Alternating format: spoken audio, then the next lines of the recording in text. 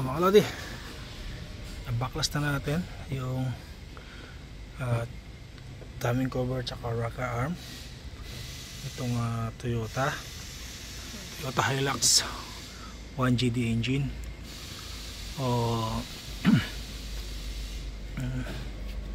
Okay, so maingay ang timing chain. Alright, check up na naman natin. Yun, hapansin nyo na naman itong spray jet nya. Right, layo na naman ang spray jet. Ayun o, napakalayo. Nasa ano lang yan, nag-spray lang dyan sa may tit nya, side tit, hindi sa mismong gitna. Ayun o, layo nya. Yan, kasi nya yan, napakalayo, kaya tinatamaan yung timing chain. You know,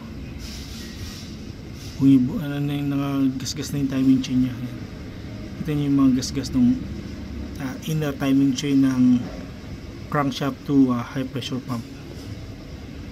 Yan, dahil doon hindi siya kasi na-sprayan ng oil properly, baga talsik lang yung ano niya, kumbaga ambon lang yung napupunta dun sa timing chain, kaya yan madaling masira, nagiinit, then yan napupupot. Mga lodi,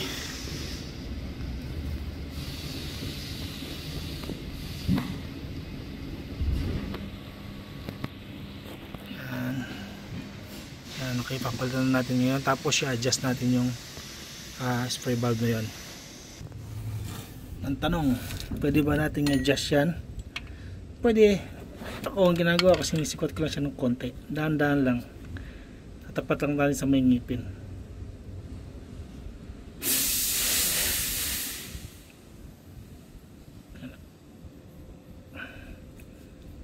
Diba? Siya siyang nakayuko.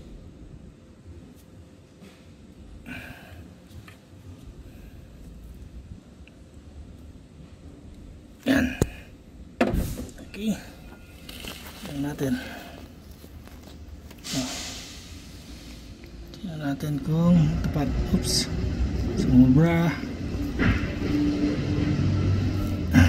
Yan o. Yan.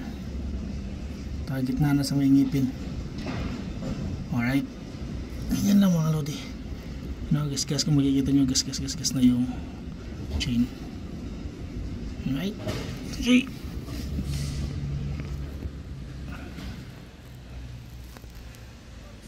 Ayan. Ito na yung mga papalit natin ng mga pyesa original. Okay. Camshaft, dalawang timing chain, dalawang camshaft sprocket. Ito sa may oil pump, sa may crankshaft, and then sa may high pressure pump. Kasama na yung front oil seal, and then after nyan magpapalit ako ng transmission. Transmission ng flats. Papalit ako din ng rear main shaft oil seal. Alright.